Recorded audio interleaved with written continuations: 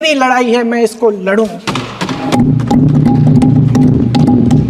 ये लड़ने की क्षमता, ये हिम्मत उस लड़की को और करोड़ों भारत की नारियों को हमारे संविधान ने दी। आगरा में मैं अरुण वाल्मीकि के घर गई। अरुण वाल्मीकि पुलिस स्टेशन में काम करता था, सफाई का काम करता था। आप सोच सकते हैं हमारी तरह उसका भी परिवार था। नई नई शादी हुई थी, 2-3 महीनों का बच्चा था। पुलिस स्टेशन में चोरी हो गई। चोरी का इल्ज़ाम उस पर लगाया गया। उसके पूरे परिवार को उठाकर पुलिस स्टेशन में ले गए। आप हंस रहे हैं, लेकिन ये गंभीर बात है। और क्या गंभीर बात? शर्म करो, शर्म। अरुण वाल्मीकि को पीट पीट के मार डाला, उसकी बीवी को पीटा, उसके पिता के नाखून निकाले, उसके पूरे परिवार को पीटा गया। जब मैं उस जवान महिला से मिलने गई जो अभी अभी विधवा हुई थी, तो उसने मुझे कहा कि दीदी, हमें सिर्फ एक चीज़ चाहिए, हमें न्याय चाहिए और हम इस न्याय के लिए लड़ते रहेंगे, चाहे कुछ भी हो जाए। ये हिम्मत उस महिला को हमारे संविधान ने दी।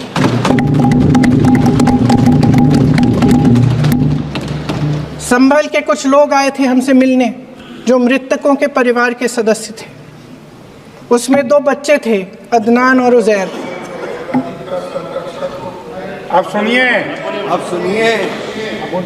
उसमें 2 बच्चे थे, अदनान और उजैर। एक बच्चा मेरे बच्चे की उम्र का है, दूसरा उससे छोटा 17 साल का है। दर्जी के बेटे थे। दर्जी का एक ही सपना था कि वो अपने बेटों को पढ़ाएगा, लिखाएगा। एक बेटा डॉक्टर बनेगा, एक बेटा भी सफल होगा दूसरा बेटा भी अपने जीवन में सफल होगा। उनके पिताजी हर रोज़ उनको स्कूल छोड़ते थे। उस दिन भी स्कूल छोड़ने के बाद अपनी दुकान में चले गए। उन्हें पता नहीं था कि विवाद हो रहा है। उन्होंने भीड़ देखी, घर आने की कोशिश की तो पुलिस ने गोली से मार डाला। वो 17 साल का बच्चा अदनान मुझसे कहता है, वो 17 साल का बच्चा अदनान मुझसे कहता है कि मैं बड़ा होकर डॉक्टर बन के दिखाऊंगा, मैं अपने पिता का सपना साकार करूंगा। ये सपना, ये आशा उसके दिल में हमारे संविधान ने डाली।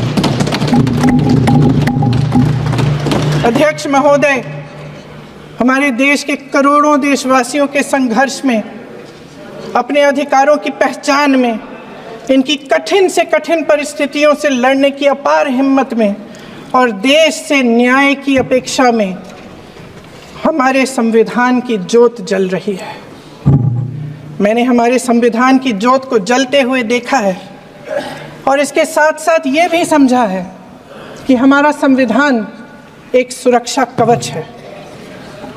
एक ऐसा सुरक्षा कवच है जो देशवासियों को सुरक्षित रखता है, न्याय का कवच है, एकता का कवच है और अभिव्यक्ति की आज़ादी का कवच है। दुख की बात यह है कि मेरे सत्ता पक्ष के साथी जो बहुत बड़ी बड़ी बातें करते हैं, इन्होंने इन 10 सालों में यह सुरक्षा कवच, सत्ता पक्ष के मेरे साथियों ने ये सुरक्षा कवच तोड़ने का पूरा प्रयास किया है। संविधान में सामाजिक, आर्थिक और राजनीतिक न्याय का वादा है। ये वादा एक सुरक्षा कवच है जिसको तोड़ने का काम शुरू हो चुका है। लैटरल एंट्री और निजीकरण के जरिए ये सरकार आरक्षण को कमज़ोर करने का काम कर रही है। अगर लोकसभा में ये नतीजे नहीं आए होते तो ये संविधान बदलने का काम भी शुरू कर लेते।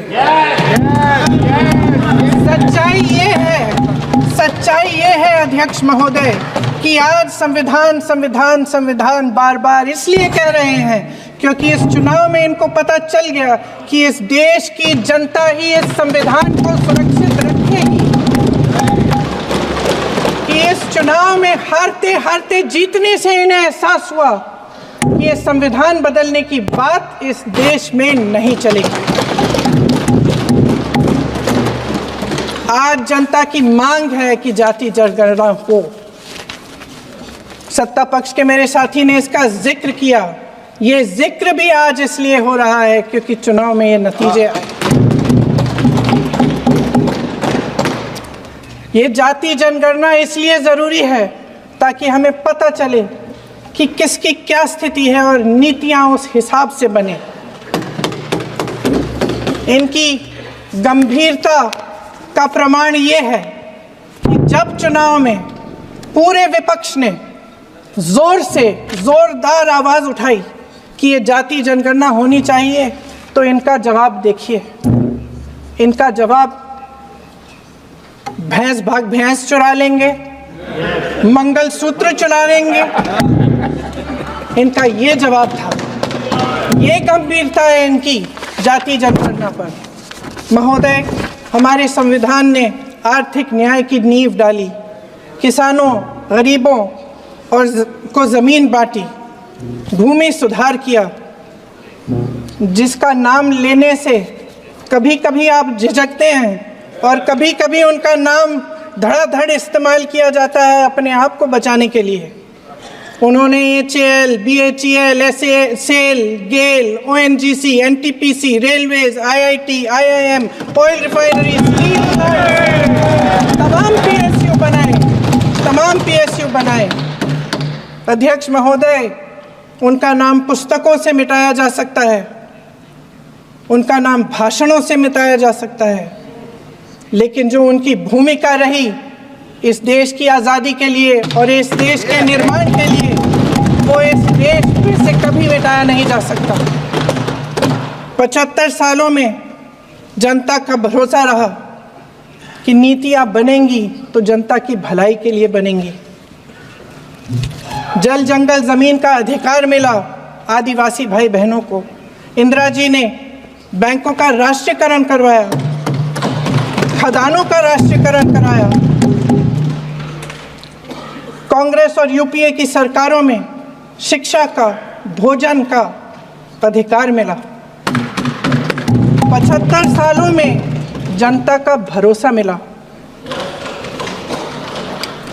पहले संसद चलती थी तो जनता की उम्मीद होती थी कि सरकार महंगाई और बेरोजगारी पर चर्चा करेगी, कोई उपाय निकालेगी, कोई रास्ता निकालेगी।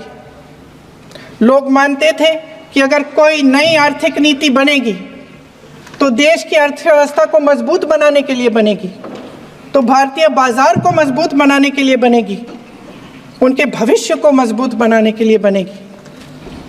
किसान और आदिवासी भाई बहन भरोसा करते थे कि यदि ज़मीन के कानून में संशोधन होगा तो उन्हीं की भलाई के लिए होगा। आप नारी शक्ति की बात करते हैं।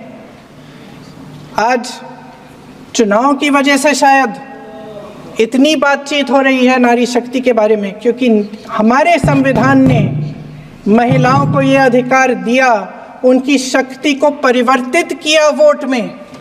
और आज आपको पहचानना पड़ रहा है कि महिलाओं के बिना, कि नारी शक्ति के बिना ये सरकारें नहीं बन सकती हैं। इसीलिए आज आप नारी शक्ति की बातें दोहरा रहे हैं। जो आप नारी शक्ति का अधिनियम लाए हैं उसको लागू क्यों नहीं करते? वो 10 साल बाद लागू क्यों होगा?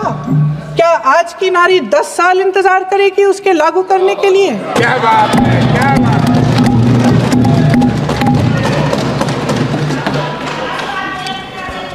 आज संसद में बैठे हुए सत्ता पक्ष के मेरे साथी ज़्यादा से ज़्यादा अतीत की बातें करते हैं।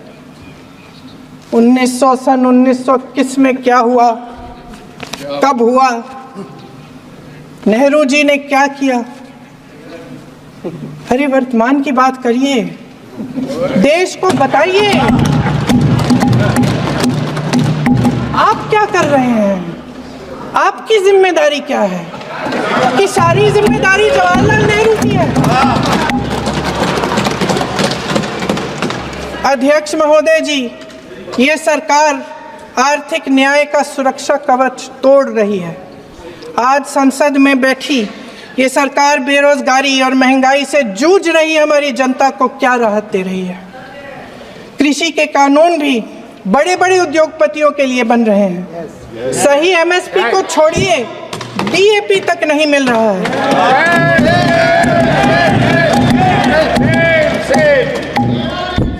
वायनाड से लेकर ललितपुर तक इस देश का किसान रो रहा है।